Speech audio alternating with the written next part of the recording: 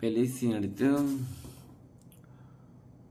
அதாவது ஹமாஸ் பெலிஸ்தீனை குண்டு போட்டு ஹமாஸ் காசாவில் குண்டு போட்டு அது வந்து ஹிஸ்புல்லாவா எங்கேன்னு தெரில.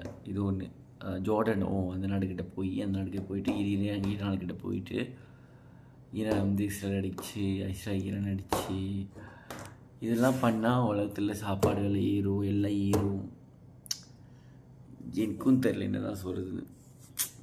ஐயோ, யார் வந்து இந்த ஆயுதம் வைக்கிறாங்களோ அவங்க தான் ரொம்ப லாபம், இப்போதைக்கு லாபம்.